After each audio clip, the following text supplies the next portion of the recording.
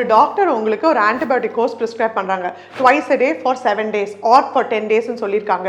அந்த antibiotic dose எதுக்காக 7 days 10 days ஃபுல்லாக எடுத்துக்கணும்னு நீங்கள் எப்போனா யோசிச்சிருக்கீங்களா? எவ்வளோ பேர் அதை கம்ப்ளீட் பண்ணியிருக்கீங்க?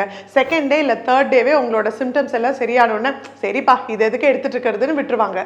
அதனால வர 2 மேஜர் காம்ப்ளிகேஷன்ஸ் நான் சொல்கிறேன். நம்பர் 1, உங்களோட பாக்டீரியா ஃபுல்லாகவே ரிசால்வ் ஆகாமல் ரெக்கரன்ஸ் ஆஃப் இன்ஃபெக்ஷன் வரும், ரிலாப்ஸ். அந்த இன்ஃபெக்ஷன் ஃபுல்லாகவே போகாது, அந்த பாக்டீரியா சும்மா டார்மெண்ட்டாக இருக்கும். நீங்கள் அந்த ஆன்டிபயோட்டிக் ஸ்டாப் பண்ண உடனே திருப்பியும் ரெக்கரன்ஸ் இன்ஃபெக்ஷன் வந்துடும். நம்பர் 2, இந்த ஆன்டிபயோட்டிக் டோசேஜ் நீங்கள் ஃபுல்லாக கம்ப்ளீட் ஆகாமல் வச்சிருக்கிறதுனால ஆன்டிபயோட்டிக் ரெசிஸ்டன்ஸ் வரலாம். ஏன்னா நீங்கள் திருப்பியும் ஜஸ்ட் 2 days 3 days நீங்களாக அந்த ஆன்டிபயோட்டிக் எடுத்துட்டீங்கன்னா உங்கள் பாடி நெக்ஸ்ட் டைம் நீங்கள் அந்த ஆன்டிபயோட்டிக் எடுக்கும் போது it will be resistant towards that antibiotics. அதுக்கு பதிலாக நாங்கள் ஹையர் லெவல் ஆன்டிபயோட்டிக்ஸ் தான் உங்களுக்கு கொடுக்க வேண்டியதாக இருக்கும். நெக்ஸ்ட் டைம் உங்கள் டாக்டர் உங்களுக்கு பர்டிகுலர் டோசேஜ் பர்டிகுலர் ஸ்கெடியூல் சொல்லியிருக்காங்களா, அதை கம்ப்ளீட்டாக ஃபாலோ பண்ணி அதை ஃபுல்லாக கம்ப்ளீட் பண்ணி முடிச்சிடுங்க.